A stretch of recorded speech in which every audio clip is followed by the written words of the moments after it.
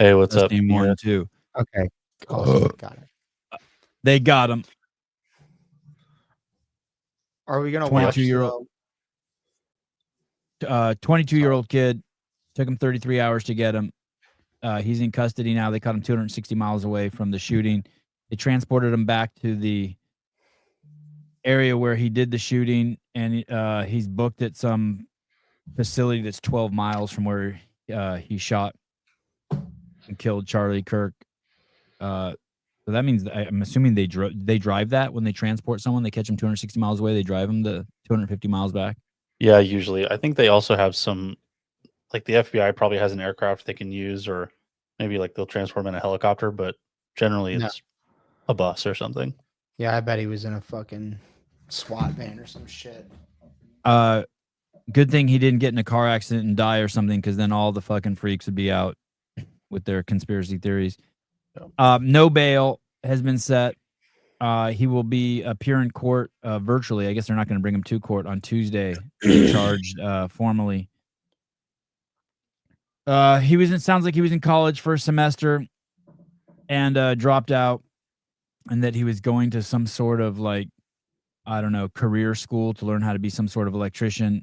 His father, I guess, is the one that turned him in or talked to him about turning himself in. He refused. He said he'd rather kill himself than a youth pastor with some ties to law enforcement spoke to him and got him to turn himself in. Living in his parents' cellar. And that's pretty much the details. I do want to show you this. This does not surprise me at all, what I'm about to show you. This is someone he went to high school with who describes this Tyler kid that assassinated Charlie Kirk. Here we go. Have you guys seen this? No, I have not. Here we go. Went to school with this Tyler Robinson kid. I'll show y'all. That's him right there. Tyler Robinson. I'm not trying to clout chase, make this shit about me, but I'm not gonna say I knew this kid really well. I didn't know him very well at all, but I definitely saw him for 3 straight years in high school. And the best way I could describe him is just like a Reddit kid. I don't know. I feel like if you were in high school around that same time, and even probably now, 2018, and then those kinds of kids, but that's exactly what he was. All I'm going to say is this is the kind of shit that happens when you spend way too much time online, and all of a sudden your beliefs are all the way this way or all the way this way, and you do some dramatic shit to please these people that are not your friends. This internet shit is seriously no joke. Wow. Did you have the video of him reading his scholarship acceptance letter? No, I heard it today, but I don't have. You sent it. I sent it. Oh, you did? I just think I'll pull it up. To me, his mannerisms, all of his mannerisms in it, paint a picture of kind of his. He looks like something's a little off.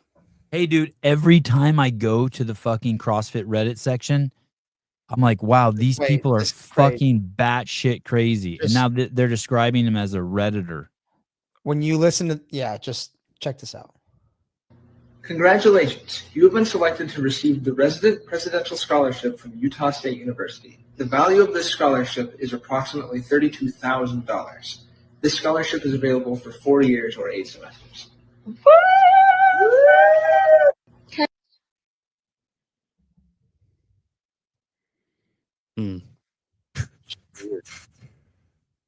Wild. I wonder what's. Oh shit, my mouth. Play it again, dude. Play it again.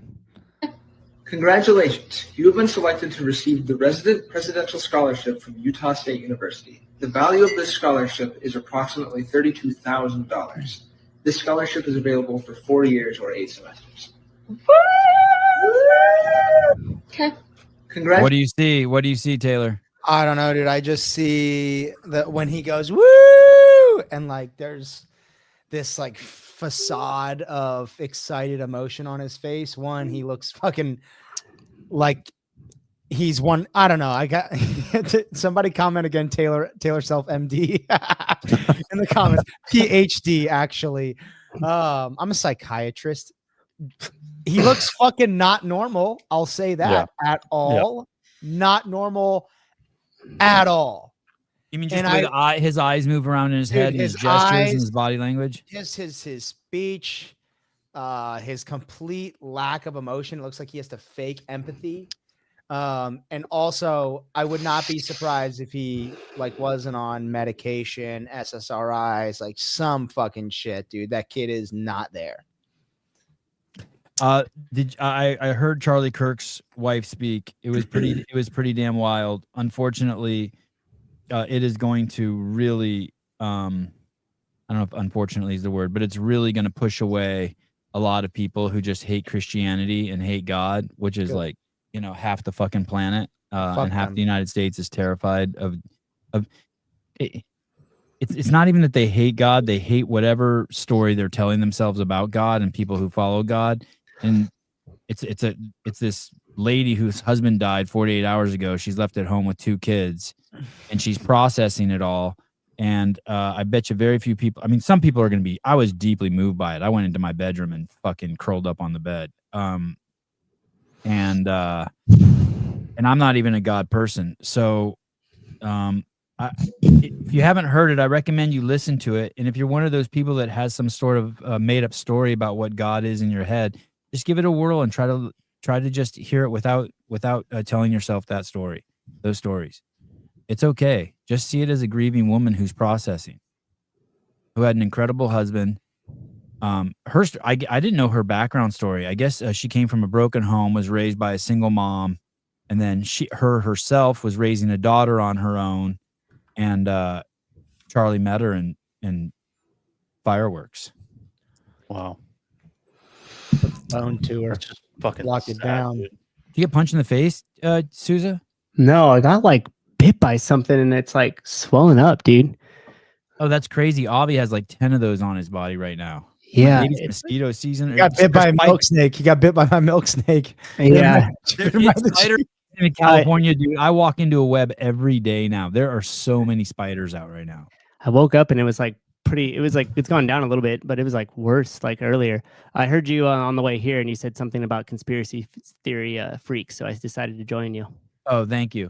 Because you guys are just, it was you guys are- Netanyahu. It was Netanyahu. Actually, guys, it was Hormozy playing. Yeah. the whole thing. So you guys are buying this hook, line, sinker, huh? We're cool with it. So what do you think that there is the one that I keep seeing pushed online is he jumped off the roof. He didn't have a gun with him. I don't know if that's true or not true. And even if he did have a gun with him, it was disassembled. I don't know if that's true. And then when they fast disassemble. what'd you say? It's a fast disassembly, huh? I mean, I don't know shit about guns. Disassemble a Mauser like that. But- He didn't disassemble the Mauser. I think it's in that jacket that he's carrying as he's going down, or whatever that It's piece not like of cloth is. It's not like a modular rifle. That's a fucking. And then when they found the gun in the woods, it was assembled. Now I want to point something out. There's this post going around. It's for some reason it's in my fucking algorithm like crazy, and it's an NFL football game, and this guy's like, "Hey, look, all NFL games are staged," and it shows the guy about to tackle a quarterback, and then he goes off and misses the quarterback, and it's like really weird. All you have to do is play it really slow, and you see the quarterback make just a split-second juke, and then you're like, oh, shit. But the comments are full of buying it hook, line, and sinker that the NFL is staged. And it's like, dude, all you have to do is pause it, and you can see that quick little. And so. I mean, I'm not going to go into like NFL conspiracy. I'm just thinking like, have we had accountability for COVID? No. Have we had accountability? Hold on. Have we had accountability for the shooting with Trump? What do we know about that? Nothing. Dude's dead. Brooks. Yeah. Okay. Nothing. When JFK got shot, didn't we have somebody? Yes. And what happened there?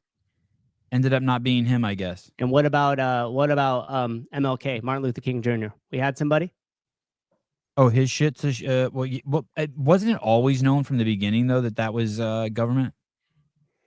Yeah, that was a CIA thing. Him and Malcolm have always been kind of known. I don't know, man. It just like I just go big picture with it right away, and it just seems like it really fits a nice narrative, like perfectly.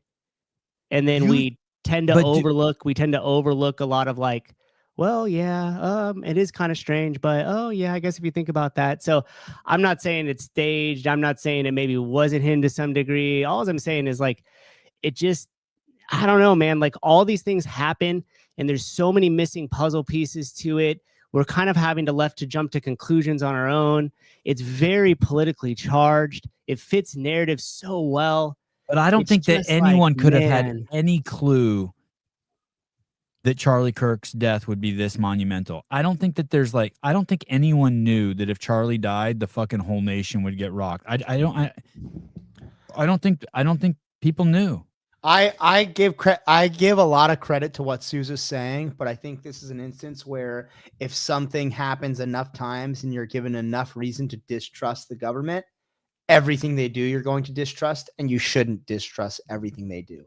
Or It's not even the government, dude. I'm talking Right. about like the FBI. I'm talking about the CIA. I mean, look at the MK Ultra shit that they did back in the day. yeah, Like, and hey, I mean, get there's it. so much stuff out there that at some point we have to say, like, draw this out as you had to convince us in the court of law. Like, we're getting these bite-sized pieces of stuff that are allowing us to run to our team and be like, "Yup, I knew it." I mean, you broke the gun down or partly didn't, and then you got up there and seen, but then you didn't. You made the shot, then you left it in the forest, and then you put the case. Like, man, it just seems, I don't know. And again, all I'm saying is like I'm staying completely open-minded about it. And I definitely just look at that person and I'm just like, I don't know, man. And by the way, too, I think you're right, Nick. Nobody could guess the ripple effect that Charlie Kirk would have had. Like I would have never guessed that, but I would have for sure put money on a presidency in about 20 years with that man. Yeah, me too. By the way, pull that back up. I need to read that. I want to do a correction here. I said that she already had a kid. Someone is saying that Charlie married Erika in 2021. Both children are Charlie's. I apologize. I apologize for that. For giving that misinformation. Before you do pull that up, I want to read something to Sousa's point here. This is what the fucking New York Times said about Charlie Kirk. Mr. Kirk rose even further into the conservative stratosphere during the early days of the pandemic when he was quick to attack the World Health Organization, which in his typical fashion he called the Wuhan Health Organization, accusing it of hiding the source of the COVID virus and claiming that it had emerged from a Chinese lab in the city of Wuhan. He later rallied opposition to school lockdowns and mask mandates. The WHO guidelines are what got this channel shut down for a week because we said that exercise and diet is the greatest hedge you can build against your health. That went against the guidelines during COVID. We lost the channel for a week. YouTube pulled us down. It was released from a lab. That's like that's a consensus now. He was so vocal in his willingness to spread unsupported claims and outright lies. He even said that the drug hydroxychloroquine was 100% effective in treating the virus, which it's not. That Twitter temporarily barred him in early 2020. I mean, the New York Times has learned nothing. They're still doing up to their bullshit. Yeah, and I don't want my message to be misconstrued. Like I'm not like running to like this Alex Jones sides of everything here. All I'm saying is like I think when things are very emotionally charged and we react very quickly to it, that we become super short-sighted. You're like, boom, we're animals. And the more that you could just elevate and just kind of give distance from the situation and just look at it from a really high viewpoint, like maybe it's 100% everything that happened is true. And I'm also like, okay with that, you know? But all I'm saying is like, when you look at like the grand picture of just these last 4 years and how everything's going, there's just so many things that were left unanswered. There's such a lack of accountability for our government. We know how much in control these agencies are. And we also understand that like a lot of people can't see that far out into the future. And if you look at Kirk and you look at where he was doing it in the universities, and you know that you're not going to change people's minds, so you have to go to the U to implant ideology. That's KGB number one. You need to be a generation out, and you take that into consideration. Charlie Kirk had a lot of influence, man. He was a powerful person. Sousa's right. We are quick to try and get closure. And for those of you who don't know, Charlie Kirk had 3,500 clubs under his Turning Point organization in the United States on college campuses and high schools. The company was making $80 million in revenue a year. He had 85 million followers on social media. And I think over 750,000 members, which is crazy. That when you think that's like 1 in every 400 people in the United States, but his demographic was people under between the ages of 9 and 25. I mean, that's massive. And how is he doing it? Through debate, critical thinking, conversation. I mean, those are the most powerful Grassroots ways. is shit. Yes. And so He was trying to like undo what was happening already. Like the past Exactly. 6-7 years was just like the other side, the other viewpoint was working to go towards the socialist end of things, and then he went back and started working with the newer generation of people and just started trying to get did you hear everything back on track. Did you hear Trump talk about doing a RICO investigation on George Soros and his investment into paid political activist organizers, etc., funneling money into like radio stations, etc. So what I think if there's any zoom out grand scheme thing, to me, it's people like that are to blame for funneling money into Antifa and organizations that weaponize and militarize and create violent fucking youth. And I think if there's any conspiracy, I wouldn't doubt for 1 second that an Antifa organization weaponized this kid online and got him all fucking angry and riled up, and that he was part of a group of people. I mean, that is a violent, scary fucking group of people. Antifa in Portland, all over the West. They're everywhere. I mean, they are fucking crazy. And we know that that's true, that there is funded protesters that are coming in to artificially make things seem like organic, like. And not only that, but radio stations, news outlets, all these things funded by George Soros. Here's the other thing too, and Taylor and especially Caleb, like you guys have way more experience with firearms than I do. When you listen to a lot of the veterans talk from Vietnam era or even from this day and age, one of the most personal type of killings other than hand-to-hand combat is through a sniper rifle. Right. You mean to tell me that he put together that whole plan and the first individual he killed was that high stakes target in that type of environment? That's what I was saying. Hey, dude, the first two shows, shut the fuck up, Sevon. The first 2 shows we were on, everybody's like, oh, it's an easy shot. You had fucking Micah. No. That's not what he's saying. Yeah, Micah Portbor's girlfriend saying, oh, that's 200 yards. I could shoot that while I'm fucking fingering myself. He didn't say it was an easy shot. Didn't say it was a difficult shot. He said that he knew what he was doing when he was staking out the place. And on top of that, like he was there. I guarantee you, he went through that whole space. Once he figured out that Charlie Kirk was going to be there, he's like, oh, he's going to be at the center of this auditorium. There's a building right here that sits at a vantage point over him, and I know that he's going to be in this fucking stupid camp out tent, and I know I can get a vantage point through there, and I can escape through this way, and this is the route. I shot a squirrel from 50 feet when I was fucking 9 years old with a BB gun. Caller, hi. Hello? How's it going, guys? Hey. Yo. Is it audio okay? Don't worry about that. I got headphones in. I know Sebi's system pops all the time. I just wanted to be sure before I got going, but you're about to get hung up on. Who the fuck is this? Go. It's Dylan. Hey, to Caleb's point, I was in the Marines, and 200-yard shot is frankly kind of a layup. I'd like to believe a 22-year-old kid, with some seriously messed up issues, like it'd be too much of a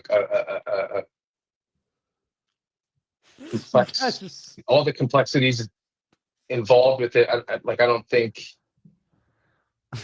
in most worlds, like he can't make that shot. But I'm telling you, it's you zero in your rifle when you're shooting on the range at 100 yards, and you shoot up to 500. And hey, I heard with Satan in your corner. I heard with Satan in your corner, you can hit from 1,000.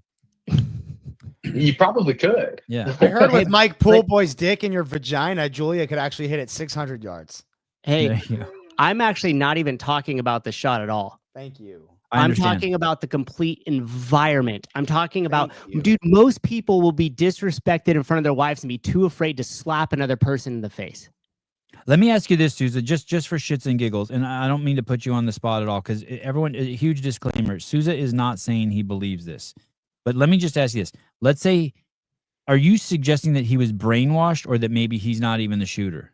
I am suggesting that we need to stay really open-minded. And I'm also suggesting that we should look at everything in totality and just that. That's it. Like, don't jump to a conclusion. Give yourself some space from it, and then really put into context what that actually takes to do.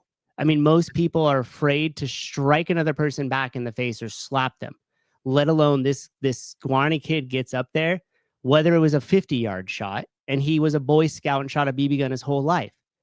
Irrelevant to what I'm saying.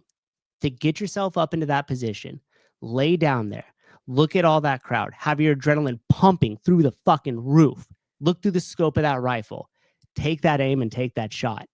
That's what I'm talking about. And then just walk away.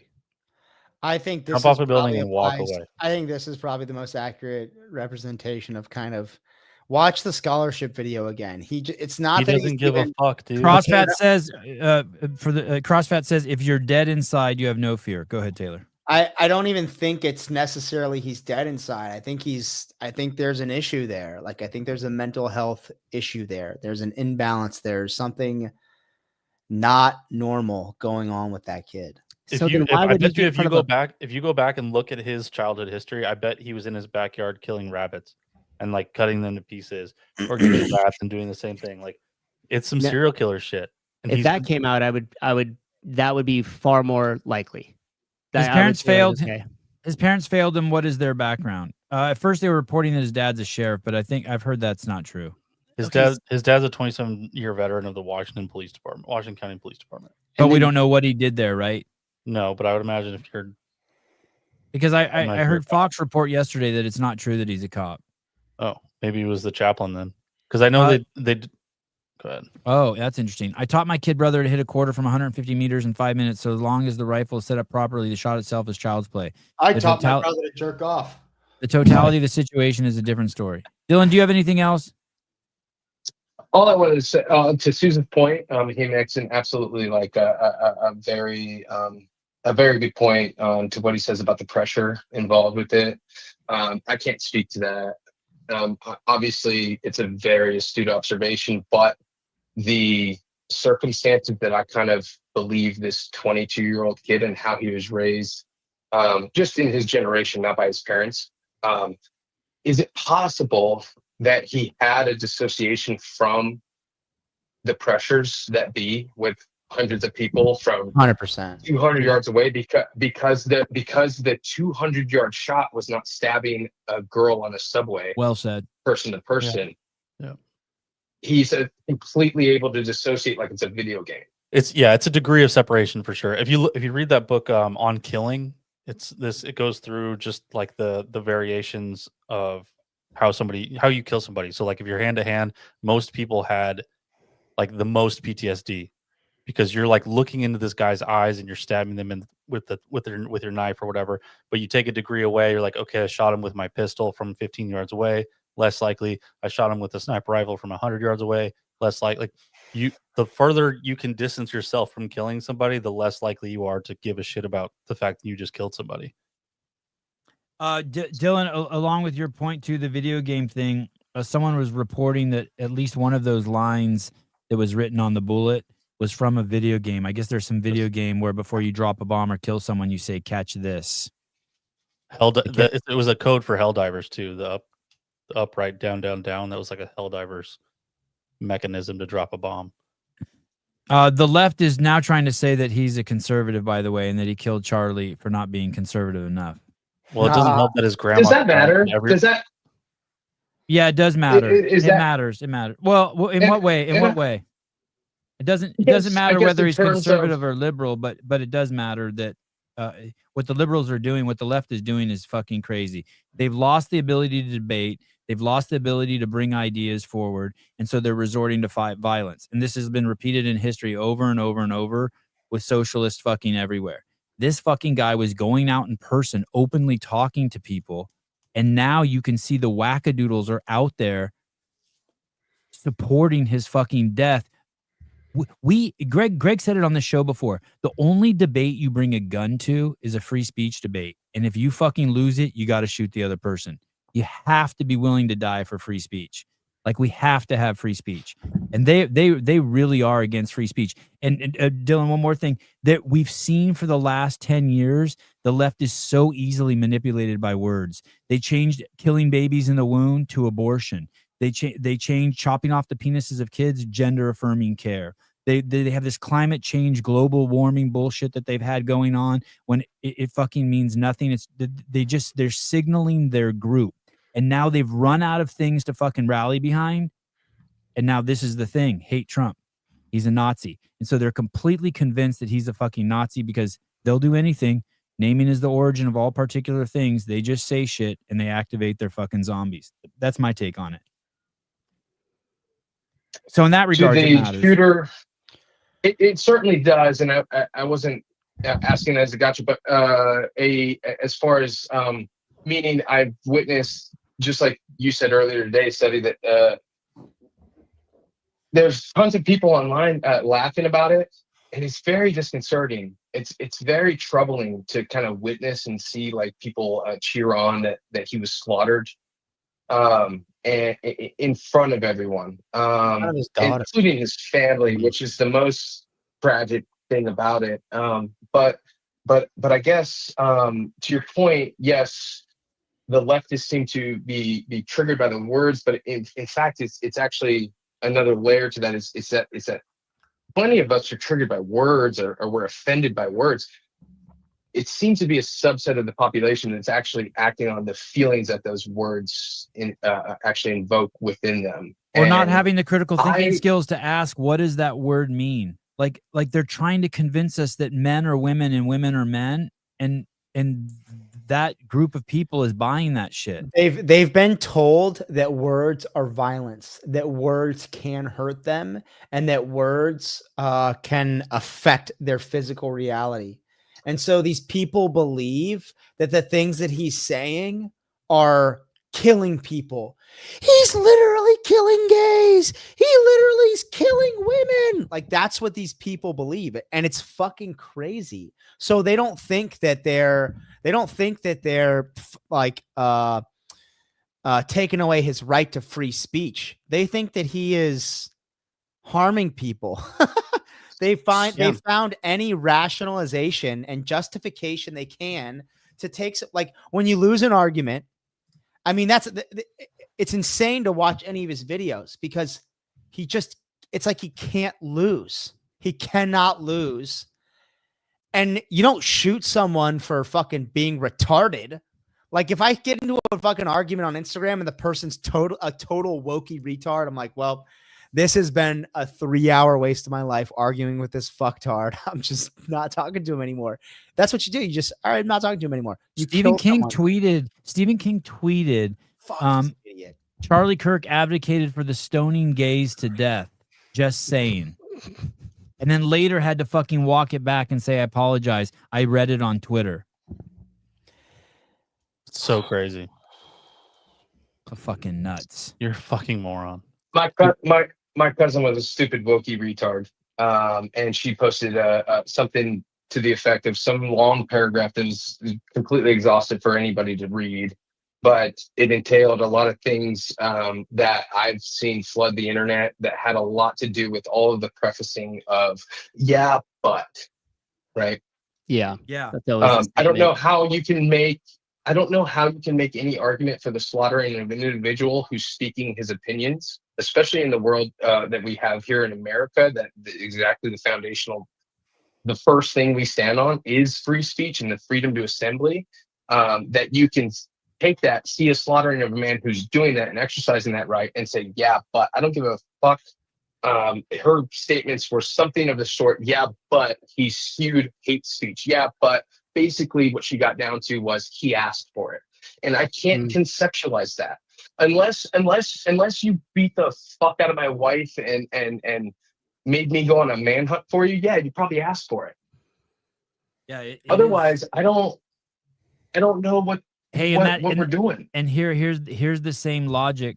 If they believe that he asked for it, then calling him a Nazi is telling other people to do it, because no one's going to argue that Hitler needed to have a bullet put in his pumpkin. And so that's what's so fascinating. It's all the fucking projection that's going on. They're basically always showing their fucking cards. If Charlie Kirk was worth killing, it's really disconcerting. I don't know what they're going to do. I think I heard someone today say that I heard Michael Schellenberg, a hardcore liberal who fucking liberated Twitter with Elon. He said, "Hey, we got to overhaul the whole fucking educational system. That it is basically just a breeding ground for radicalized libtards. We might have to just shut down all the fucking schools. Who the fuck knows? Something's going to have to happen." Yeah, Charlie Kirk was. Well, the irony about that. Go ahead. I'm sorry, just that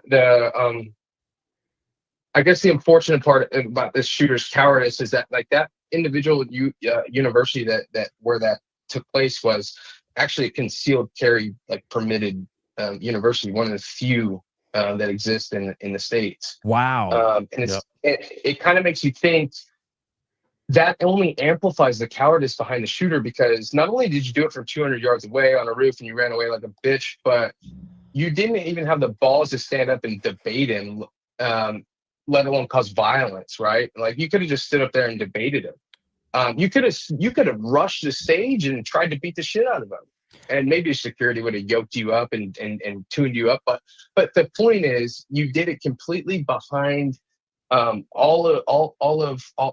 Anyway, I'm rambling, but I wanted to ask one thing, and I want Taylor to really fucking unfuck me here. When I saw the 22-year-old shooter, I kind of was almost brought to tears in terms of I had plenty of tears for Charlie and his family, empathetically, and even with this 22-year-old boy, all I did was like smack the wall and say, "God damn it, you idiot. You got radicalized and you were foolish enough to do the damn thing you were radicalized for. And now you've ruined your life. You've ruined your family's life. And now your father and mother, who've worked so hard to raise you to be probably what they thought was a pretty decent young man, to only prove them completely antithetical to whatever efforts they put in." And it was, hey, dude, that's a healthy mind. It is a tragedy to lose a 22-year-old boy to insanity. It is a fucking tragedy for all of us. I'm sure all of us have had friends who get schizophrenic, people who smoke too much weed, or you're in college with them and all of a sudden they start hearing voices and shit. It's a fucking tragedy. I think it's a healthy response. Taylor, you want to tell him, no, fuck that guy, kill him? No, I mean, I definitely think he should fucking be killed. Yeah, 100%. I think he should get the death penalty without a doubt. But it doesn't change the fact that. What's the point of the death penalty? To scare other people from doing it in the future? To me, there's two reasons. Yeah, one, it's like a deterrent almost, and then the other is, why the fuck are we paying for this person who's just a murderer to exist for the rest of his life? Like, why are we? They've obviously done nothing to deserve their inexistence. They've done everything to. It's odd. Not deserve that. It doesn't make any sense to me. What's the point of not giving them the death penalty? I totally agree with you. I'll give you an example right now why it's not appropriate to give, I don't know, probably most people, if not anybody, the death penalty. And I respect exactly the aforementioned evaluation of giving him the death penalty, Taylor and Caleb. But maybe Susan can unfuck me, or whoever wants to unfuck me, please do. I cannot wrap my head around killing this 22-year-old kid. And I don't know why. Maybe it's because I was a 22-year-old kid and I did some fucking egregious shit. You didn't kill Charlie Kirk. Because you don't want to be killed, because you see it as you. No, that's a healthy thing. That's how we all should see the world. What if you're wrong? You should always remember, it could always be you. It could always, none of us are so special that you couldn't be the killer. I'm not defending him in any way. Don't get on this to start tripping, Olivia. But you're having a fucking healthy fucking response. Killing someone's fucking gnarly, man. I just see that kid as a kid, and it's horrible. And I'm not trying to defend him at all. And to even preface that by saying I'm not trying to defend him exposes my you know, I'm not trying.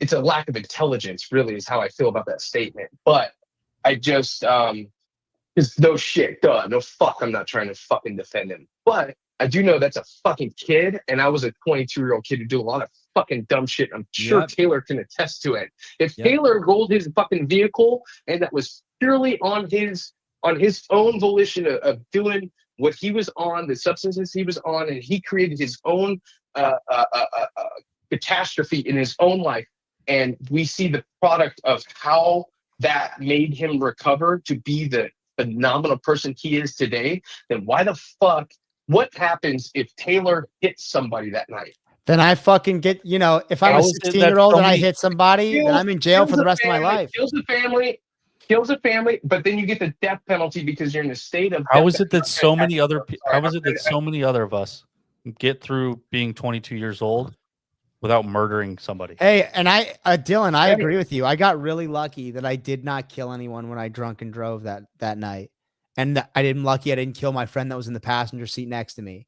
But if I had killed one of them, I'm not sure what would have happened. I was 16 at the time. So would I have been eligible for the death penalty? I don't know, but I'd probably be in prison for the rest of my life, and I would fucking deserve it. And that's just how the fucking dice fall, unfortunately. Yeah, and he's not a kid. He's 22 years old. He fucking murdered someone. And it sucks that there are people and kids that are getting brainwashed. And Jeff had a great comment. He said only liberals raise killers. Who are his parents? And I think he was being facetious. But yeah, this kid was raised in public schools, and he was indoctrinated in fucking Reddit, and he was indoctrinated in his Discord thread. And so all these liberals at the public schools and on Reddit, my point some more, baby, and on his Discord thread just fucking indoctrinated him. And that doesn't make it not his fault. Go, Sousa. Okay, so I just want to read this quote from the great Hormozy. No, I'm just kidding. It's actually Robert Greene, but I think Robert Greene Hormozy the second. Robert Greene, my actual favorite author. And just real quickly, okay, it says, remember to measure people by the narrowness or the breadth of their vision, especially those who are overreactive and emotional to situations or events. They will affect you with this energy. You must stay focused on larger events that aren't always visible. Stay focused on your long-term goal. Yeah, my long-term goal is murderers not being alive. So I'm not even talking about that thing. Yeah. I'm just talking about this whole situation in general. If people were waking up to stuff and they started to expand their vision of what was going on, how do you narrow it again? I actually something like this. Now, there's two other things I want to make on bigger picture. You guys started arguing about how his parents were fucking all this and raised him this way. Then how in the world did he go see a priest and then confess? They weren't ever able to break through with him, and now all of a sudden it's like they're painting him as like, hey, the dad had a talk and blah blah blah. If he was that disassociated and that fucked up, wouldn't he have just shot himself? Okay. Then the other thing, down in the woods, there's two things that weren't answered as well, and I don't know if they have been since. So maybe you guys could shed some light on this. There was that book that was released on Amazon. Yeah, really fucking weird with details about it the day before. So if that maybe that was proven to be wrong, I don't know. They basically said when you publish something in Amazon, you can type in the publication date. Still, so somebody typed it up super quick and then put in the publication date and redid it all the way back. It was like 16 pages. They probably did it with ChatGPT. And then what about the airplane that was took off and had the GPS turned off, and then has that been solved yet? They had an explanation for that also. This company has come out. A company's come out with a statement saying, hey, stop fucking with our family. This is our business. We had the plane fly out and pick us up. There were only 2 pilots on it as far as we know. They told the tower they were turning off their radar. It's standard protocol, blah, blah, blah. So and who knows if I don't know if those explanations are valid, but those are the explanations I've heard to these stories. Right. And so all I'm trying to do is just continue to elevate the conversation. Because if you guys notice, even quickly here, we go like straight to the minute so fast, right? Yeah. And so like if you just think about it in context of like everything that's been going on over the last couple of years, and you just open up your aperture more and more, it just allows more space for you to take more things in and to see a larger picture. And that's the whole point I'm trying to make. So don't people start saying this or that. Like I am 100% on board that if they draw out a timeline like they're Mike Halpin on this bad boy, and they give us every single minute and it lines up and there's nothing kind of weird like it's some sort of Clinton suicide thing, then like I'm completely comfortable accepting that. The only issue is like we get so drawn into the minute that all of a sudden we're arguing over like death penalties or not, and we haven't even focused on the fact that there's so many unanswered questions that have so many pivotal moments inside of our culture right now. Right. That's a really good way to say And that. there's Well, no what are the big? What are accountability. what are the big points? We never know what happened with Trump's shooter after that. That whole entire thing. And all There's we're been doing now, and all we're doing, second so one or the all this first is one? doing is continuing to cover that up. Like, where are we going with not this? continuing to cover it up. I'm saying you're just being drawn into the minute every time, and then you're choosing a political side, drawn to minute. None of this does anything with the American people. None of this is solving massive fucking problems. Our healthcare, our rising costs of inflations, the loss of the buying power of the dollar, the fact that there's no fucking middle class. You're not going to be able to own an asset. The fact that we don't have the Epstein files. The fact that the World Health Organization has still been pushing things on us. The fact that Soros is allowed to have these uprisings that are funded here. The fact that the mainstream media is completely bought and paid for. These are main issues. And when things like this happen, it draws us down to the minute. And then we end up picking sides and business as usual rolls on. We got them, folks. Fucking high five. And you go and look at our FBI director. He was all high and mighty before he got into his place. Then you go watch him on Joe Rogan. He's a fucking shell. But we're going to sit here and accept it because why? This time our team won. Bigger picture, guys. Open your aperture. That's Holy to be fair- fuck, Caleb! I hope Caleb. I hope That you wasn't me. jotted down a timeline right there because clip that shit. Jesus, man, Susan fucking dunked on everybody. To be My fair, God. Donald was good. Trump did say he was going to release you. the Epstein files. He did say he was going to stop the war in Ukraine. He said all those things. And they're still All going on, and we got another war, bro. But hey, so all those big picture things you're telling us to focus on, that's why he got elected. That's right. And what has changed? Sousa's not You're saying right. that we It's can't gotten worse, we can't fall in and be myopic and start wondering whether he had the gun in his pants. But he's saying big picture, it's more important to find Right, out I who's know all that stuff. I'm saying, so what are we? So start the conversation. big The picture. It's more conversation- important. Let me just give this one example, and it doesn't not directed at you, Taylor, and it's good for me to hear it too. Big picture, is it more important to catch the one guy who fucking raped the girl at the riot, or is it, and we get focused on that, or should we be like, who keeps funding these riots all over the country? Why aren't there riots this time around? Bingo. I joked around the other day and said because no one black was hurt, but it has nothing to do with that. It has to do with the fact that Soros only funds black riots. He only has the ability to manipulate black people and get them to riot. So that's the big picture. For those of you who didn't understand, I think that's a really good example. Like, hey, they would love for us to focus in on who's the Kyle Rittenhouse case and then lose the picture. Hey, guys, who the fuck keeps doing this and sending these pallets of bricks and these 1,000 people who are getting paid $50 a day to go riot? So Thank you. Yes, and it's that good. is it. So, That it's is so good for me to hear that. That's like a great example. Oh, I just farted. It was crazy. it. Oh, damn. Susan, I think your take is absolutely incredibly spot on, and I totally agree. And I have my own opinions that I've gathered through the information given readily available to any American. But I'll leave you with this, and I won't take any more of your time. And I appreciate what it's been given. Oh no, but you've only been on 25 minutes. Hang out. my only thing with the death penalty thing, my larger point was I don't want the government killing him. I understand why individuals in the audience or his family or Well, anybody there you go. close to You're him going big personally, picture. You're talking Sousa's language now. You don't want the government killing that him. And me and Taylor might be like, well, fuck him. He killed someone. So we're looking at the macro, and Sousa's like, why is the government killing people? Yes. Why are we giving them that That's my power? thing. Because this time we agree with it. This time we agree with it. And it's not like they're in conflict of each other. He's just saying like, hey man, it's a thick cake. There's a lot of layers. Let's see them all. That's my contention. I sign off, boys. Good job. Keep fucking doing the damn thing. I love you guys. Thank you. Bye. Hey, love you. Bye. Thanks, dude. I wouldn't. Hey, I want to tell you something. I have not wanted during the day. I always want to do these shows, and when they roll up, I don't want to do them. And I give Taylor all the kudos for driving me to do them because these are fucking emotionally taxing on me. Like these aren't like the morning shows where they're like, I mean, I have fun, but they're not fun. Sorry. So Did I go thank too- you, did I go Taylor. too deep? What? How do you? No. How do you? So big picture, Sousa. Yeah. What effect can any of your zoom out and pay attention to the big picture have on any of the big picture? because it allows us to start focusing on actual things as American people that we can control. We have all these hearings in Congress and there's no accountability for any of our But politicians. how can we We have to control hold the any of line. that big picture stuff? Dude, if I had the answers, you would be bowing down to me, brother. You'd be calling me Yahweh. Exactly. All Well, I'm no, saying no. is if- By reminding people, like, hey, who, like, one of Susan's favorite questions is, who does this benefit? Yes, And so that forces you to go out big, right? right. As opposed to he killed him with like us, like talking. And I do enjoy talking about the backpack and whether he had the gun in it. I don't think Susan's saying it's not fun to talk about. But No, he's it saying is, let's yeah. not forget who benefited from this. Who does benefit? The same exact corporate interest in the shareholders that are happening, the same exact asset holders that are eroding our middle class in front of us, How do they benefit from Charlie Kirk dying? because it's business as usual. We're not focused on the big picture, dude. I know it's hard for you to wrap your head around because you want an immediate answer, and the problem is you're not going to have an immediate answer because you have to stay elevated enough to do it. The question is like, how do we get money out of our politics? How do we get our Congress to stop spending? How do we get these old fucking people that are holding on to their power to actually move them out of there? How do we focus on the corporate interests and cut off the lobbyists that are completely tangled our healthcare system and has made it the most profit center for pharmaceutical companies, health insurance companies, but yet now the outcomes for patients are worse, the outcomes for providers are worse.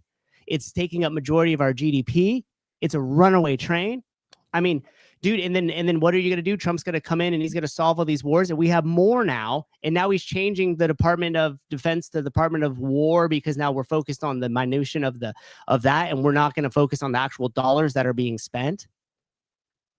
Like, I just looked at my World War III portfolio and my Nancy Pelosi portfolio, and I'm up like 10% in the past week. That a boy. Mostly in the past 3 days. Pelosi index. That's what So, I'm talking about. hey, if you You want have to a know world, who's you have a benefiting, World my War III portfolio. That's my portfolio, yeah, fuck yeah, dude.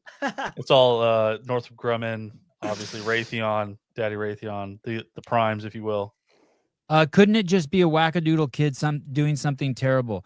If I'm a betting man, I 100% that we believe that we are in a serious fucking climax of a 10-year fucking brainwashing journey.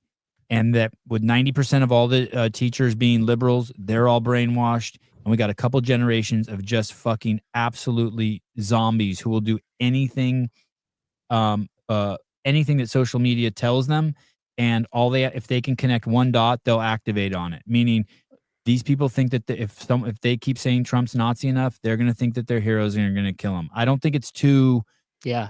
I honestly don't think that there's any conspiracy here at the micro level, but at the macro level, there might be. Maybe Suze will be like, okay, who does that benefit? The Chinese have been doing this. This is great. Well, it seems Well, like at the you macro think- level, every media organization was driven to call Trump a Nazi and a fascist and a threat to democracy. And so, who's charging that rhetoric? Who's paying for that? And that's where I was going with the George Soros thing and the Antifa. And here's the thing. It only takes a couple of these organizations to do it, and it enables everyone to do it. And that's why they killed fucking probably Charlie Kirk, whoever they is. I'm not saying it's the left. I don't know who did it. It is, dude. They killed him because he enabled the rest of us to be like, hey, the vaccine's bad. Hey, marriage is good. Hey, find a good wife. They didn't like that shit. They didn't like the shit he was saying. He was enabling people by getting out in public and making it cool to say some smart shit again. Mm-hmm. Mm-hmm. Hey, Yeah, Jeff, just a you're trimming of the fat. fucking Jeff. I can't not react emotionally to you because how fucking stupid you are. I'm not saying that the news can't call him a Nazi. I'm just saying this is the consequence of their actions. You fucking retard. You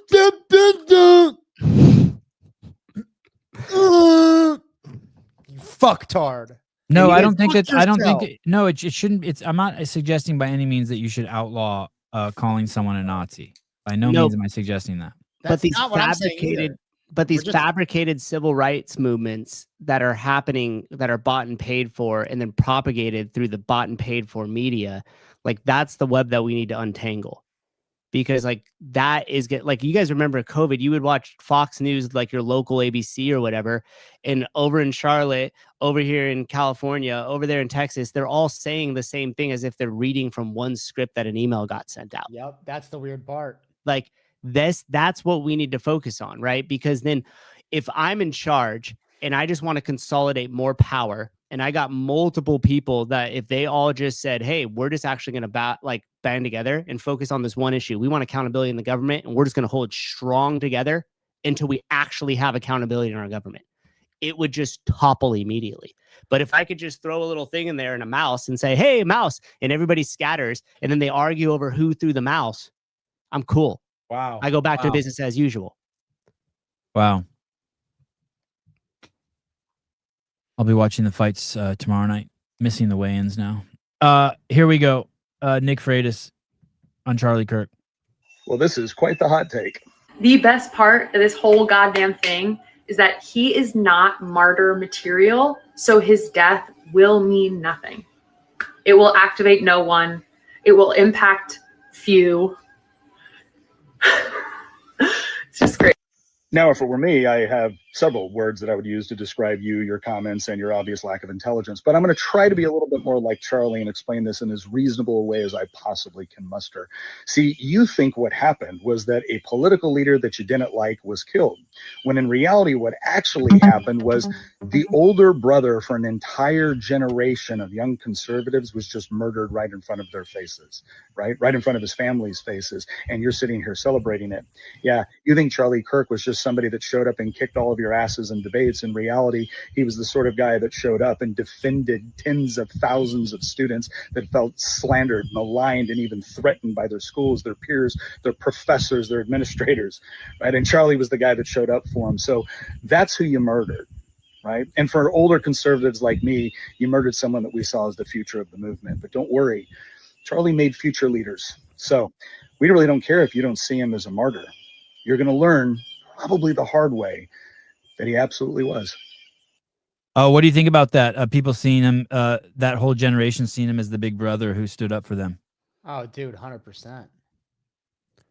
I think we have the same feeling that we all like. He said things that we all thought, but we didn't know how to articulate, and we agreed with it. So I think a lot of people have taken that to heart, and they want to be able to pass on that message themselves. Caller, hi. Oh, sorry. Go ahead, Souza. Hi. Wait, hold on, caller. Hold on 1 second. Sorry. Go ahead, Souza. Oh, I was just gonna say he showed the importance of free and open public debate and free speech, and that is massively important. Exemplified it even, Mm-hmm. and set a trend for a shitload of other people to do it. It showed how important it is for conservatives not to silence themselves and allow unchallenged ideologies from people who are too fucking stupid to know how to defend them just flourish in cesspools. It's like every university's a petri dish of fucking retard, and there's never any Clorox poured into the petri dish, so the fucking retard just grows out of it. That's great. That's Charlie Kirk was the Clorox, bro. The caller, hi. I don't disagree. Hi. That metaphor was something else, Taylor. Good job. Can you hear me okay? Yes. Okay, I'm driving. I just wanted to double check. My thought, like big picture, like Souza was talking about, and you know, Caleb just mentioned how relatable what Charlie was talking about was to young people. I'm a millennial, and obviously he was talking to kids in college, so the Gen Z and younger population. But do you think his message, penetrate's a terrible word, but like, do you think it resonated with older generations?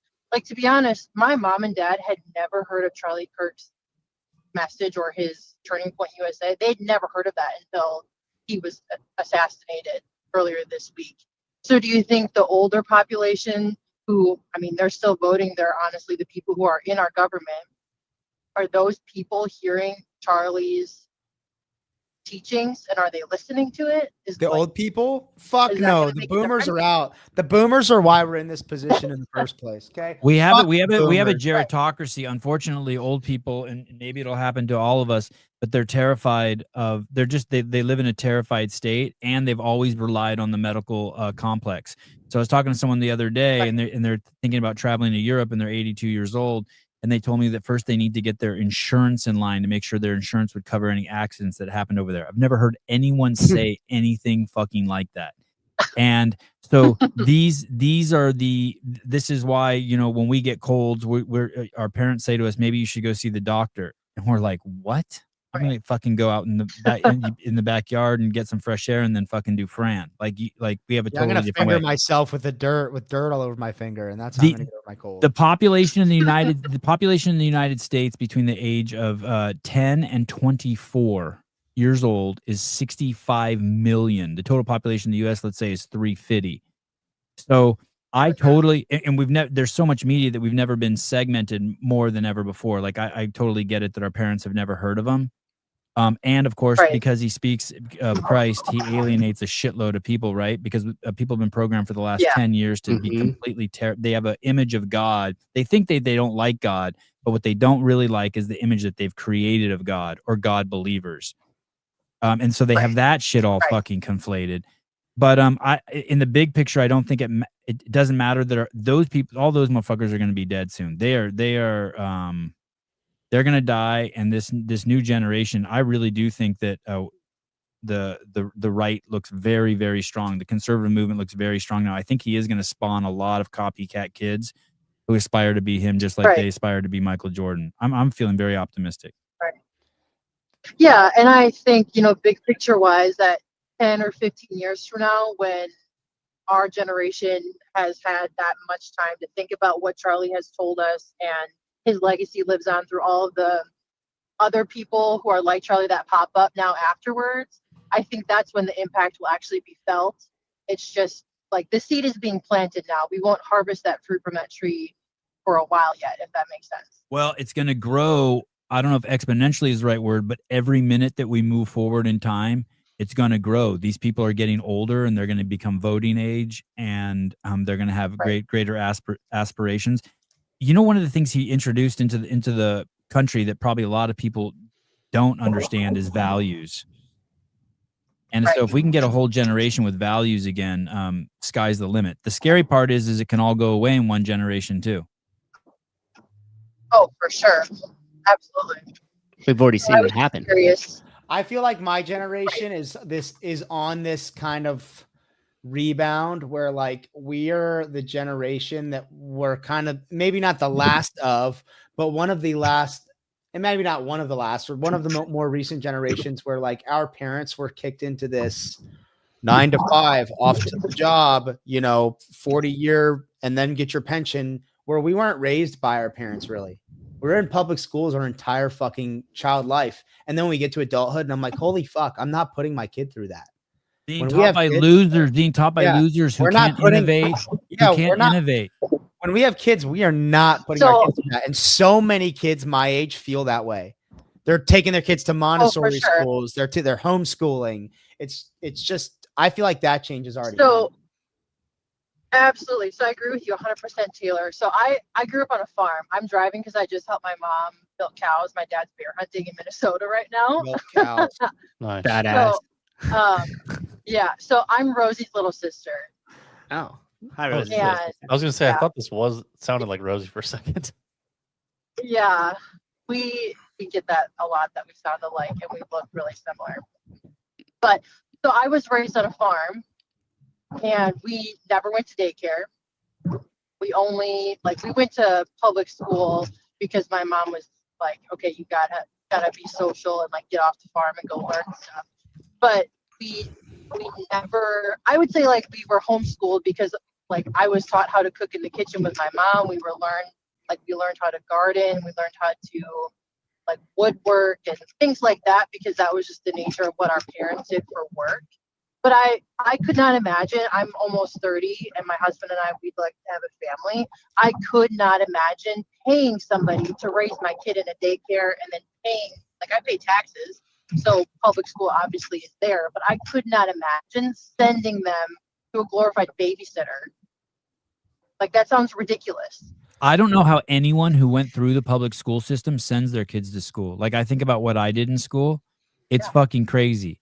Did you not go to public school? Do you not know what happens in there?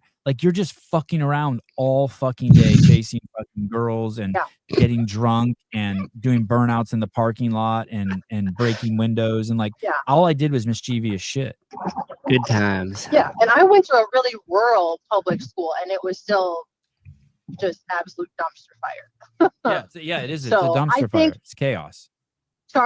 Charlie's, preachings, if you'll call it, about like sending or not sending your kids to school and doing homeschool and allowing the woman. I watched a reel yesterday from Charlie that was like, women should put their career on pause because being a mother is a full-time career. And that's been lost in our society because we're told we need to go to a 4-year school and get a bachelor's degree and then work and climb the corporate ladder and all that bullshit. When in reality, like, women were made to be mothers. We should be home to raise the kids. So shit like this doesn't keep happening. Imagine right? being told that sitting in a cubicle and being told what to do all day is better than being a mom. Right. Best psyop ever, dude. Best psyop ever. Crazy. Yeah. Oh yeah, It's Beyonce crazy. makes me sick. Beyonce makes me sick when It's she, crazy. yeah. Be a boss bitch. I don't know. Like think, yeah, Beyonce's goal is to get a fucking ring on your finger. No, you jackasses, find a fucking man who loves you. Right. So, anyways, that's just the topic I wanted to bring up. I'm almost home, so I'll let you guys keep chatting. But it was nice talking with you guys tonight. Thank you. Hey, Thank hey, you. did your sister turn you on to the show? So yes and no. Jessica is the reason I started doing CrossFit. My Sick. 12-year CrossFit anniversary is the end of September. Oh shit. Okay, Oh, been wow. around forever. Yeah. So when I was in high school, I did like a little video project on her for my videography class I was taking. And after I videoed her, then I just started going to the gym. I got my level 1 and I've been going ever since. Awesome. All right. Well, thanks for calling. Always good to get your perspective. Thank you. Yeah, absolutely. Have a good night, guys. Bye. Goodbye. Here's I haven't screened this yet. I did watch the whole thing. I don't know what she says here, but here is Charlie's wife speaking earlier tonight. We'll give this a little bit of a run. Evildoers responsible for my husband's assassination have no idea what they have done. They killed Charlie because he preached a message of patriotism, faith, and of God's merciful love.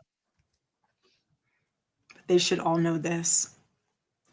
If you thought that my husband's mission was powerful before, you have no idea. You have no idea what you just have unleashed across this entire country and this world. You have no idea. You have no idea the fire that you have ignited within this wife. The cries of this widow will echo around the world like a battle cry.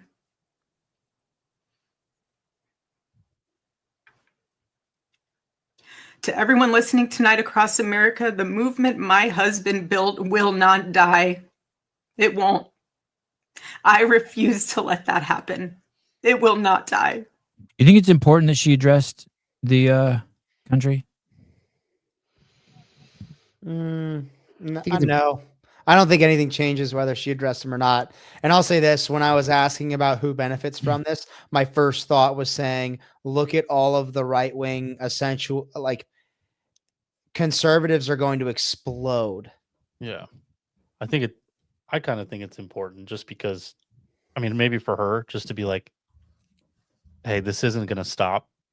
Like, even though he's dead, we're still going to keep this train rolling. And we're going to make sure that his death isn't for nothing. I don't know. I don't know how she did that. I have no idea either. It reminds me a little bit of like the Sandy Hook parents talking and like people freaking out about it. Like, you're in so much shock still. Like, you cannot, it is impossible for you to fully process in 24 hours that you're never going to see that person again. Yep. Yeah, I still come home after a year and look for my dog. And every time that thought like fucking sinks in a little deeper, you fucking cry harder and harder and harder. So like there's just no way You go to sleep and you wake up and the nightmare's still there. Like, she goes to sleep and wakes up and goes, oh, fuck. Yeah. It's fucked. So I don't know. When I said I don't think it's important that she address the nation, I just mean that like everyone who's seeing this and taking it as like a battle cry and that fire's ignited, like they're not more or less ignited whether she talks or not, I don't think. And my point to Sousa, zoom out and open your aperture, was like, I don't know. I mean, this certainly is going to create a lot of conservatives, or at least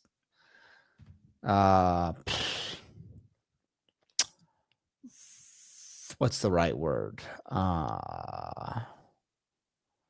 Strengthen their resolve, maybe.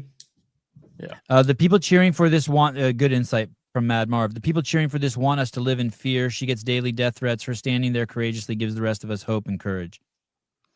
Yeah. Yeah, maybe she felt like she really had to say something. I don't know when that was recorded, but it was interesting. She used the word they a lot when talking about the assassinator. Oh, Assassinator. And I want to address this real quick. Storm Williams, she doesn't get it. She's focused on the small potatoes. We need to be watching the WEF and the IMF and George Soros, right, Sousa? I don't, like, I'm assuming you're trying to be facetious, and I'm comfortable with that. I'm okay with that. I think that, like, if you're being serious and you want to, like, stay focused on that, I understand why you want to.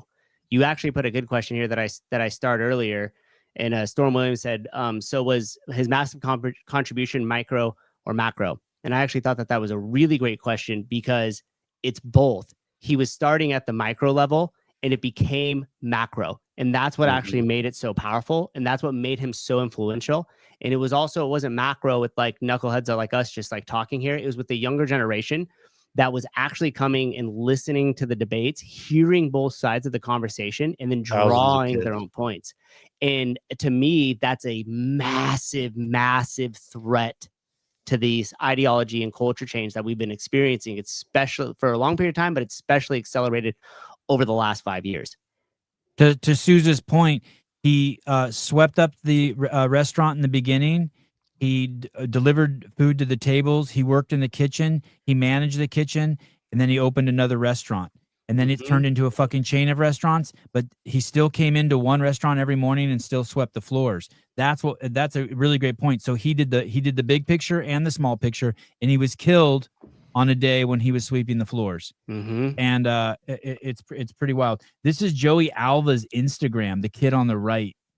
And this is such a powerful moment. And kudos to this dad for going out there with his son. I love this kid's dad. Here we go.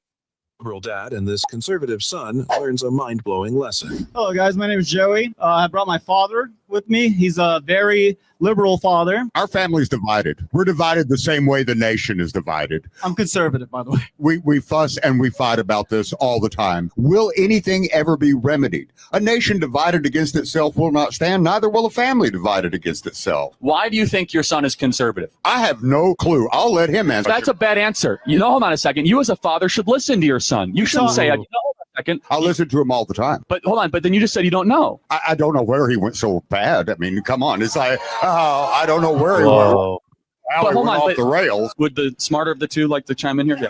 I used to be at one point on my father's side. Upon doing my own research and seeing things firsthand, I've switched sides. We talk every day about politics to the point where it's divided us. And so for him to say that he does not know where I stand is... So let me ask you, do you think that maybe he wants to believe government will do good? Maybe that's... Of course, yes. Now, maybe your son is going more conservative because he thinks government hasn't done a lot of good. Is that maybe a fair charitable interpretation? That makes relative sense. Okay, so now we're getting somewhere. So here's what I'll just say in closing, guys, is that never let politics get in the way of beautiful relationship between father and son. My advice first is for the son to the father, understand he comes from a different generational perspective. He thinks government is probably a good force and, that we shouldn't question our institutions. And now your son, understandably, is seeing it harder than ever to own a home. He's seen a border wide open. He's seen lies from politicians. He's seen the enrichment of the ruling class. And instead of interrupting and want to get in an edge, smartly be like, maybe my son is processing a way that I might not agree with, but he's growing up in a different circumstance than I ever would. This liberal dad and this conservative son. That's Charlie Kirk. How many families or how many people or how many of these debates or how many of these arguments do you think are staged and paid for? Oh, Jesus. We can't have two Sousas. Dude, I'm just saying. I mean, can we just take a second and laugh at the... Hey, can you shut the fuck up and answer the question? Think no, about I want to that. laugh about this for a second. I think the left... No, I want to laugh about this.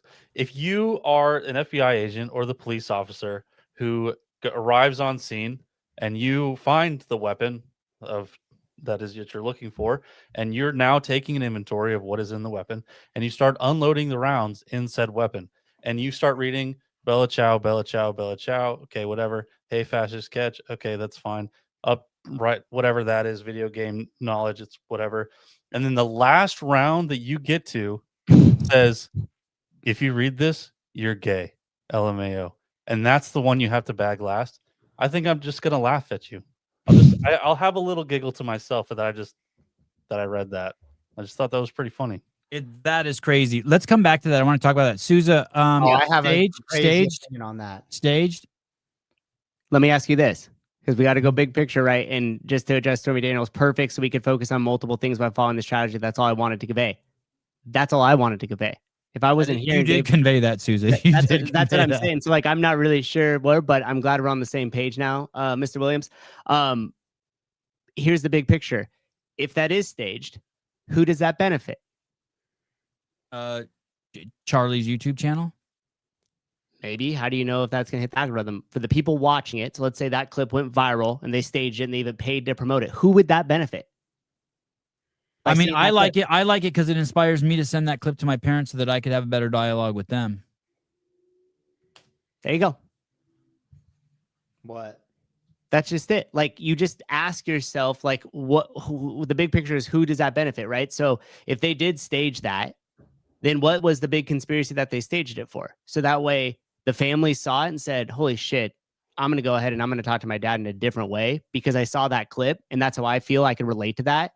And now I'm going to go have that conversation. It's not to sell Ozempic or get me to buy a new car. Or Dude, I thought there was staged to kill all down trans those. people and to take away women's rights is all I'm saying.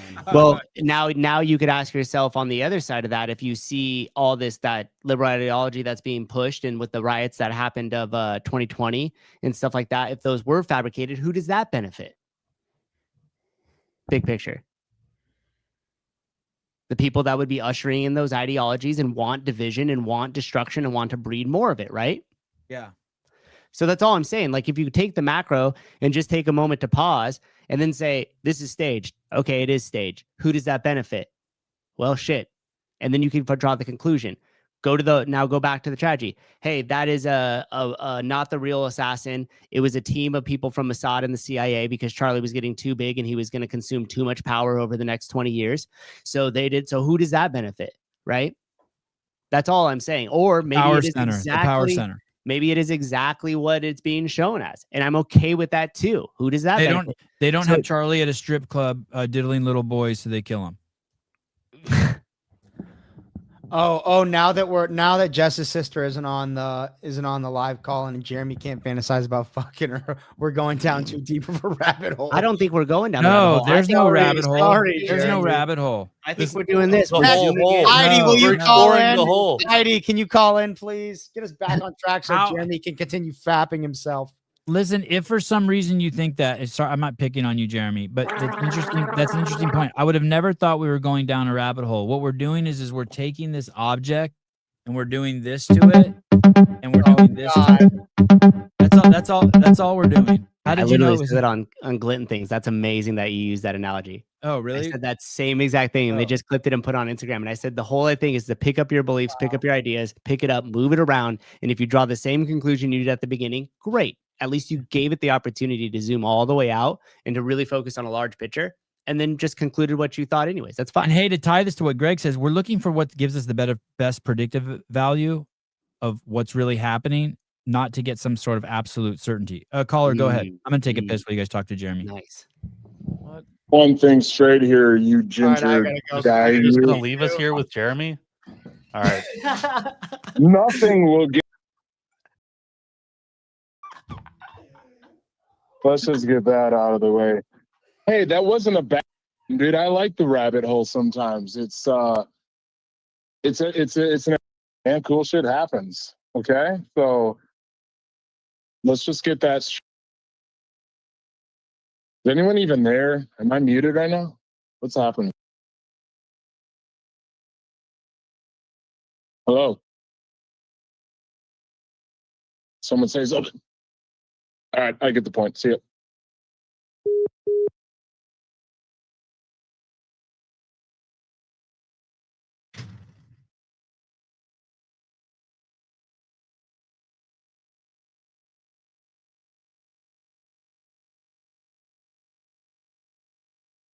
What happened?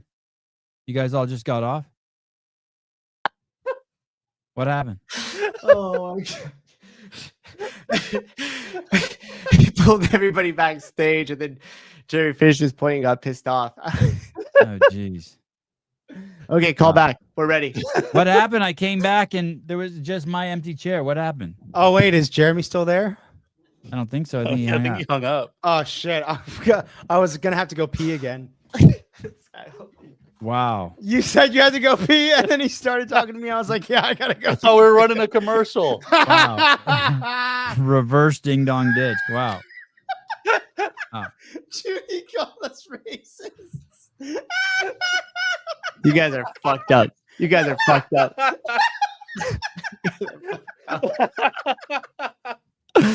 Jeremy, call back. Okay.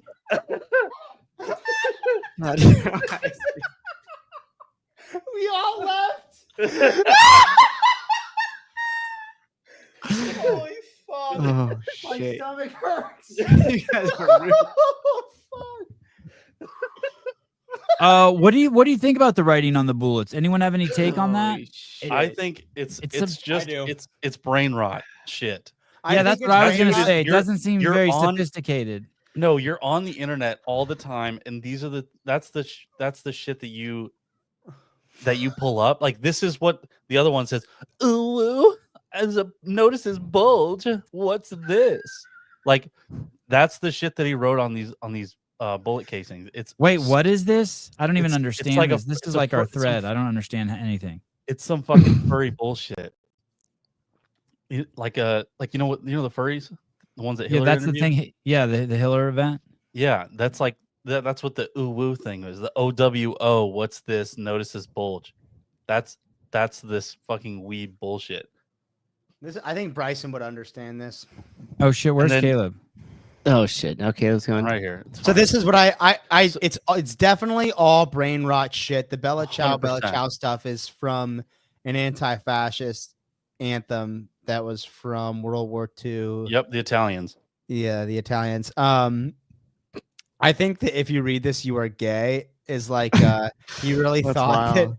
that. I don't know. I guess it could really just mean like, you know, exactly what it says. But I feel like with all of this other anti-fascist type stuff, it's like he thinks anyone reading this is so afraid and homophobic and scared of being gay that him saying that is like, oh wow. I don't You know know. what I mean? I see that as him just like, it's like if I write like look down and like if I'm in a Oh, and you're public like this? bathroom. Yeah, if I'm in a public bathroom and I start writing in Sharpie like look under the toilet seat, and then you lift up the toilet seat and it says you're a fag or something like that, or like gotcha bitch. Like that's how I see that. Mm. No, Yeah, that's they said that, but it's also a code in Helldivers to like launch a missile or some shit. Is that a video game? Helldivers is a video game, yes. Jeff Bako, he's just being a stupid kid. I mean, Yes. I think that's the old man take, and that's my take too, because I don't understand any of it. He's just trolling. It's the same thing that Taylor's saying is like, hey, look down. You're fucking holding up the OK symbol, and now you got to punch him. That's what that is. I was somber during the presser, but I couldn't help but laugh out loud when the agent read the last bullet inscription. I know it's so funny to hear them read that. If you read this, you are gay. LMAO. Yeah. Fucked up. That was so good. You know that they were fucking laughing backstage for that. Like, dude, you're going on 36 hours, no sleep. You find the casings, you read them. You're not laughing. You're not laughing your ass off at this. Come on. His Discord friends would get a kick out of it. Yeah. So what? Of course they would. Oh, you guys explain that to me. So, what is Discord? Is Discord just like chat rooms you set up with your friends? What is Discord? This is the. Can I make this point real quick? Time out. Yeah. Yeah. And the guy read it, and so now he's actually gay. See, Duh, you and Jeff obviously. are homies. Now he's a fag, dude. That guy's a total faggot now. Discord is like you can stream video games on there. It's like a chat room for. Do you have to be invited? No, you can create your own channel. So like you can create like a Discord channel, and it has different like sub channels in it. So like that's where a lot of people stream UFC fights if they don't want to pay for them. If you Like have when a we- friend, like when we go somewhere to do media stuff, Susan and I, like the media director somewhere will be like, we're setting up a Discord channel. I'm always like, what yes, the fuck? I just block it's out like- anything they it's say the- after that. it's supposed to be like different than a WhatsApp. So you're not in a bunch of group chats. You just have like this one stop thing. Like you can have different pages in there. So like a channel where it's just, hey, here are all the announcements. Here's open forum. Here's where you put all your Dropbox shit. Here's where here's a bunch of memes. Here's where everybody talks shit to each other. Here's a bunch of videos of people getting blown up in Russia. Like it's all shit. I'll like, just end up by the way, if I ever go one of those, I'm just going to end up hating everyone. This is crazy. oh yeah, Is they're it all true? stupid. Yeah. The kids in Nepal, Jared Ellis, the kids in Nepal literally just overthrew the government and voted in a new PM on Discord. There you go. Yeah, I and think they it's all what's it called? Encrypted. So like you can't just like access somebody's Discord without a permission. And they Okay, literally so- like pulled them out of fucking the whatever they call it over there, and like The White took their House? clothes off and like pushed them into the mud, and like we're like, you guys are done, and just ripped them out, and then we're told them gone. And we're Oh, one they're point, fucked. They got a woman. Judy They're Reed, can fucked. someone check on Jeremy? Jeremy, please come back. Please call back. No. Yeah, you can call back. That's what. Imagine how I get hazed in this group, dude. I feel your pain. Okay, I can't say shit anymore without like 10 Hermosi jokes. All right, I get it. They have a woman that's 100 pounds overweight as their PM. God, I hope she knows what she's doing. For fuck's sake. Let's go. dude. So he was in a Discord room talking about the details of the killing. Does that implicate? Do we know how many people were in that Discord room? Does that implicate those other people? No, we don't know, but it would probably I'm sure they said they took screenshots of some messages between him and another guy. And yeah, there you go. Perfect. That's what that's what they said. Yesterday on the show, I kept saying that your Second Amendment is for hunting, and this guy messaged me and goes, "The Second Amendment is not for hunting, bro." So I sent him a picture of my hunting rifle. What a bet. Yeah, funny. Hey, so will those people be busted? Was he laying out his plans like hey on Discord? Will all those like if someone's telling you they're going to kill someone and you're watching the plan unravel and you don't report it, are you an accomplice? Probably. I mean, look at how many people are talking about that shit on the internet and not saying anything.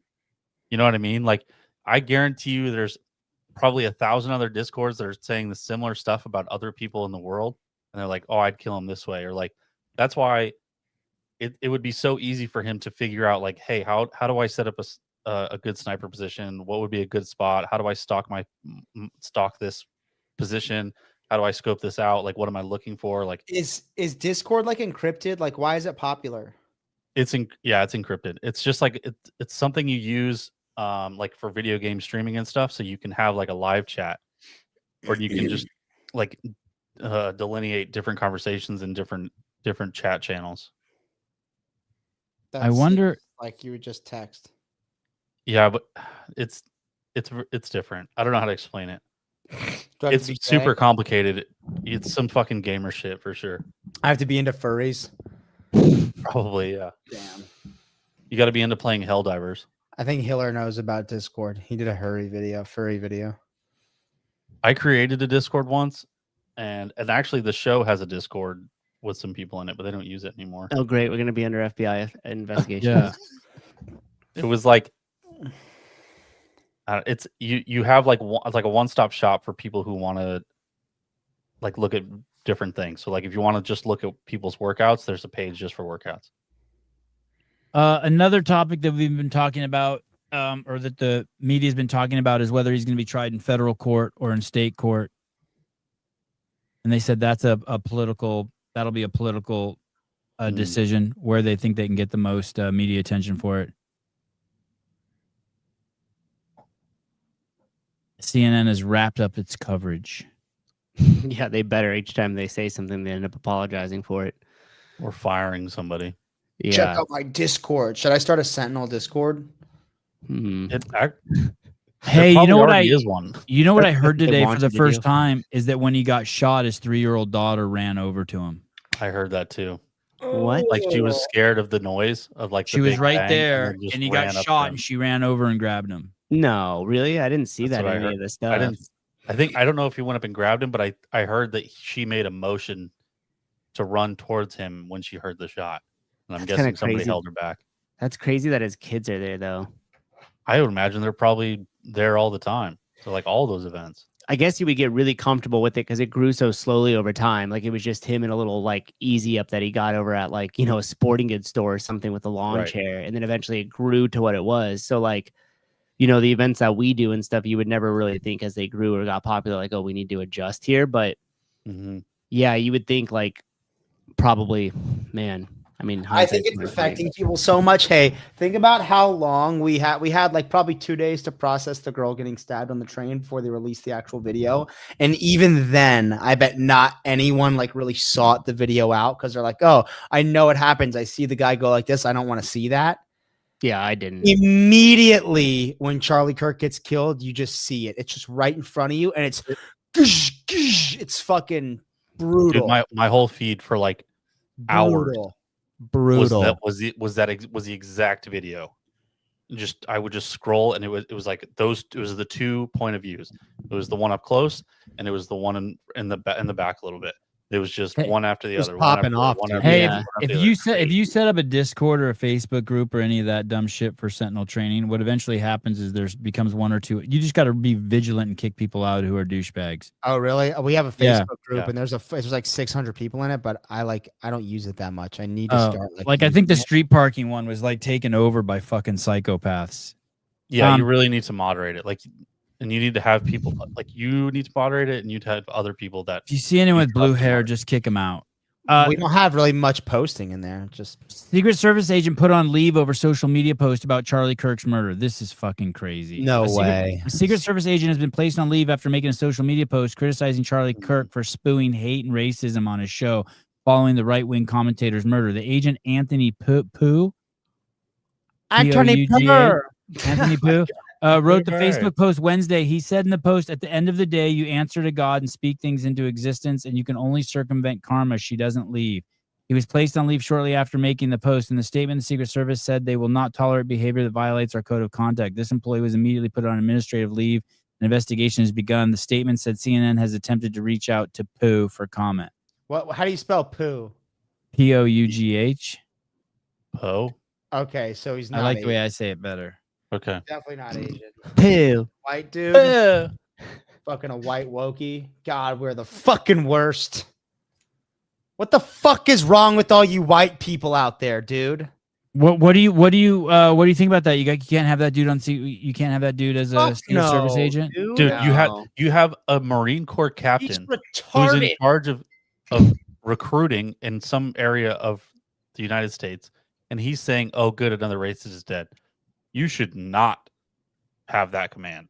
Yeah, he's emotionally unstable to handle that. That's just stupid. You're so fucking dumb that you believe that. I'm sorry, you shouldn't be in charge of sending anyone in front of a fucking bullet if you're that fucking stupid. Fuck. Yeah, no, that should not exist. Marine fired over anti-Charlie Kirk post. Hegseth says Pentagon tracking military posts. Track him, Pete. Marine has been fired over social media posts calling Charlie Kirk a racist who was popped after the Pentagon said it was tracking and would have zero tolerance for posts from service members or employees. It's unacceptable for the military personnel and Department of War civilians to celebrate or mock the assassination of a fellow American. Chief spokesman Sean Parnell wrote on X, the Department of War has zero tolerance for it. We're tracking all these very closely and will address immediately. Look at the group chat. Another retard. Freedom of speech. Hey, dude. A job is not an inalienable right, you fucktard. You don't have a right to a job. So if you do something that your employer doesn't like, you're fucking fired, you stupid idiot. So I want to tell you, Erika Kirk's, this is fucking, is this her Instagram? Yes. Erika Kirk's Instagram, these are the numbers she's put on since Tuesday. Tuesday, she put on 130 followers. On Wednesday, she put on 110,000 followers. Thursday, she put on 1.4 million followers. And on Friday, she put on almost 900,000 followers. She did it. Shit. Dude, I'm Susan this shit, bro. Dude, come on now. Matthew Hormozy. Come on now. Oh, so they benefit. So she benefited from it. 100%. Yeah, bruh. She got that Benny's. But there's stuff you can rule out as you come up. Hey, you know what's interesting? What you've been saying, Souza, about that is that's why as a leader, it would be good to surround yourself with people who can do that. You know what I mean? Like you can just look at one guy and be like, you know, give me the big picture. Who benefits from it? Hey guys, then something is myopic is where can these bullets be found? Well, you even saw it happen with Taylor when he gave something. Then he was like, all right, big picture. And then like sat back and thought. And like that, like that's the whole point I'm trying to make. Man. Eiko wants her OnlyFans link. Oh shit, Jeff. That's wild, Yeah, bro. yeah. I just wanted to expose him for the absolute That's fucking wild. scumbag douchebag that he is. Did he really say that? Yeah. Yeah, it's right there. Plain English. Does anyone have her OF link? Very insensitive of you, Jeff. Yeah, go watch nugget porn or something else that you're probably interested in, you weirdo. She has a Bible sign up and a shop, and she hosts a podcast. You just made him shrivel a little bit. You said Bible and he went, ah!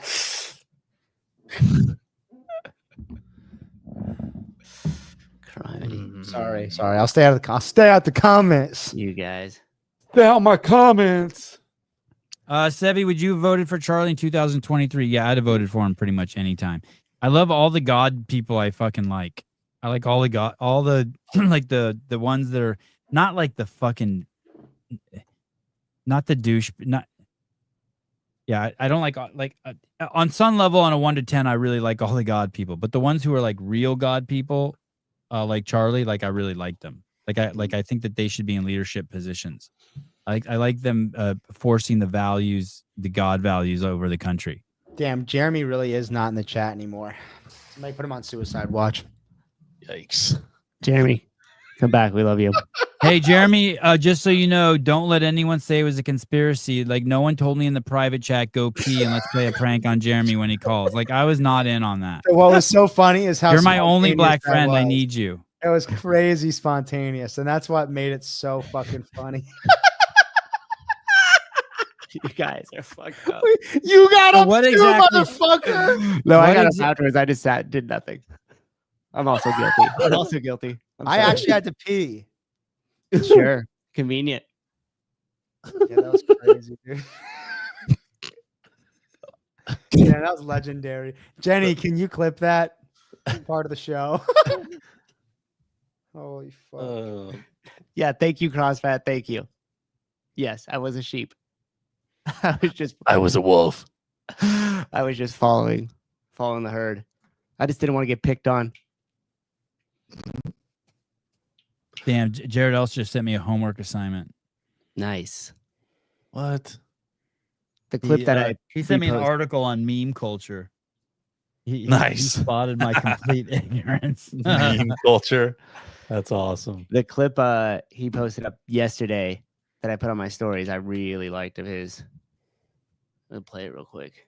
Yeah, please do. He's been Yeah, killing let me it. find it. He's had some fucking great stand-up routines lately. He's killing it. Tomorrow morning, 8 a.m. Pacific Standard Time, Kill Taylor, $1,500. I haven't even looked at the workout yet. Did we post it? Yeah. Yeah. What's up there? Dude, I got a box of like 30 jump ropes from RX Smart Gear today. What? They're sponsoring a Kill Taylor episode, I think. One of the ones. They are. RX Jump Ropes is sponsoring Kill Taylor.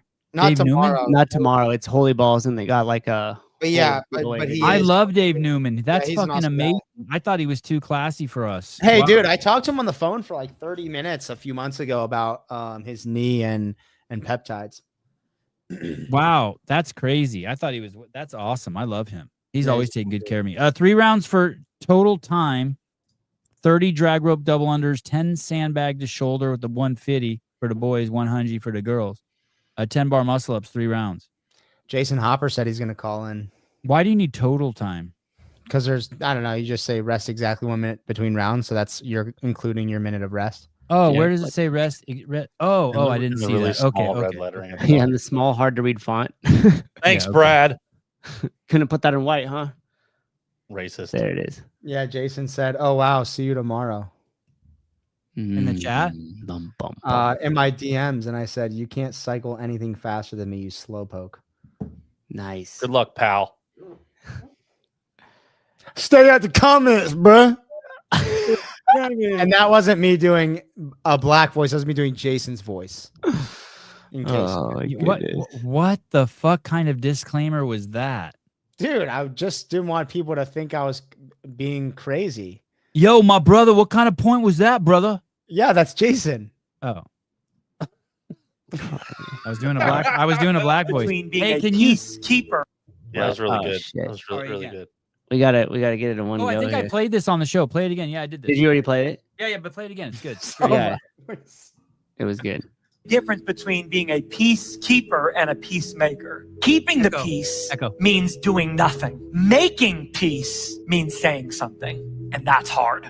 What Jesus is saying here is you have the wrong idea of peace. You think peace is artificial harmony, where everybody just shuts their mouth and just complies and just goes on with their life. I didn't come to do that. I came here to turn tables. I came here to point out the hypocrisy. I came here to speak the truth in love, because love gets people to listen, but truth gets people to transform. Damn. And if you never speak the truth, if you never deal with what needs to be dealt with, it turns into dysfunction. There's a difference between being fucking hardcore algebra he did right there. Yeah, it's good, man. I'm still struggling. I had to take algebra twice when I was a kid. That needs to be a fucking 1 hour lecture. I think I just like my right eye's crossed now. It's powerful. It's a lot. Yeah, do the record scratch. I was gonna ask something. What was I gonna fucking ask you?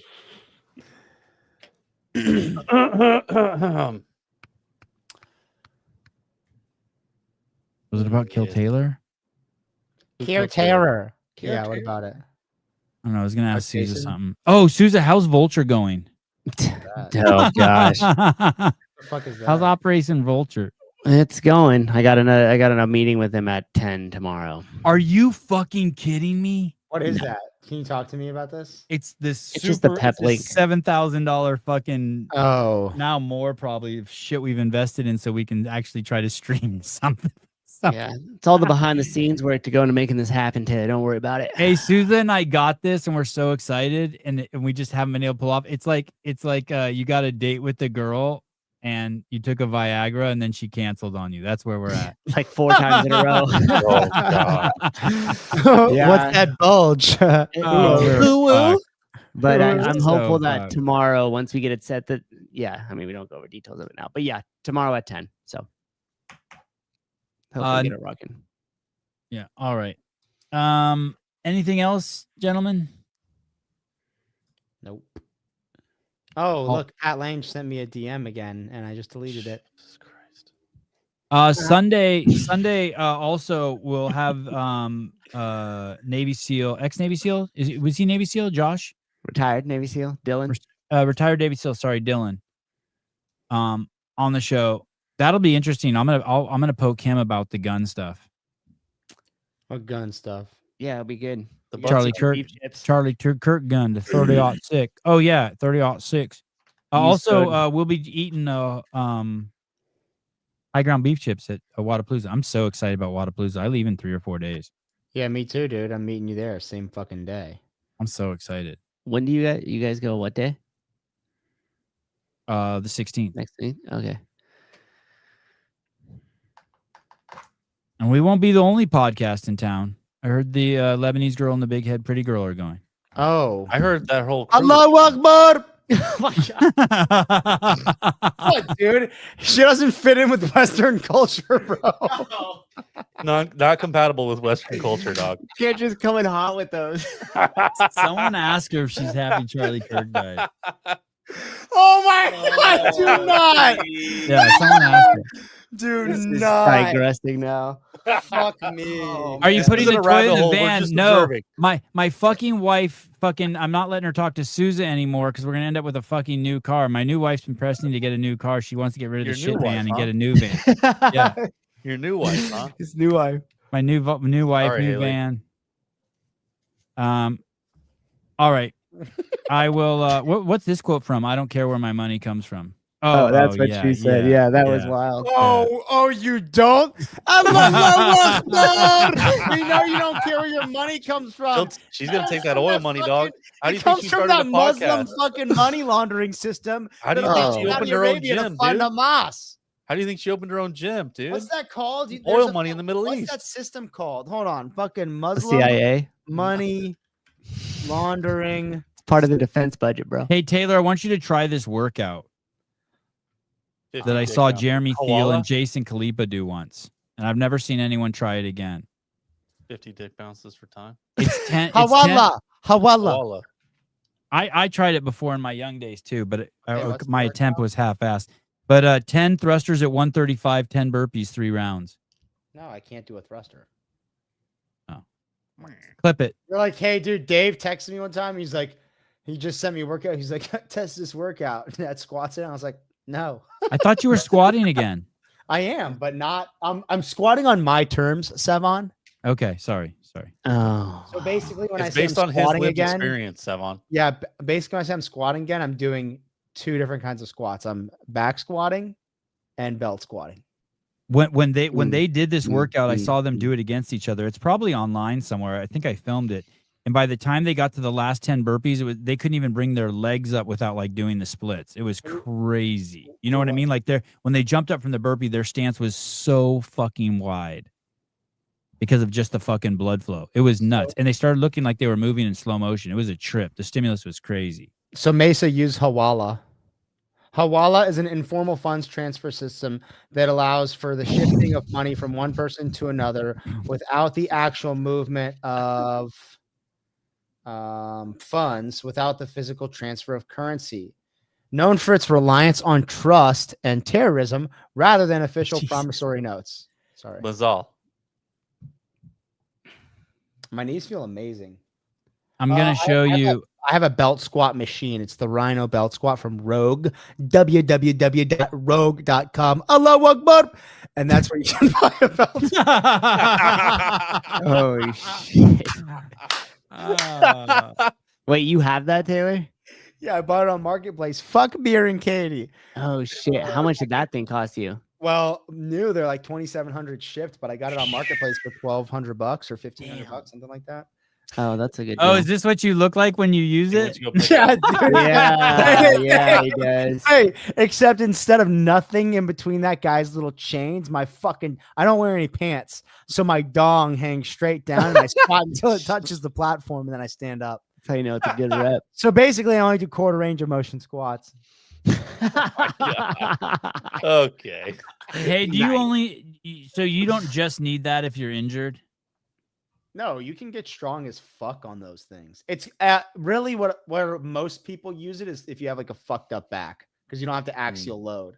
It puts all the weight on your hips rather than your spine. It's giving me that trap bar deadlift kind of.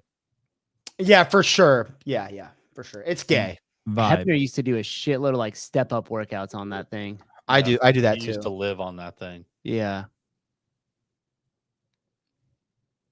Thing's a beast. Wow. All right, now you know, Judy.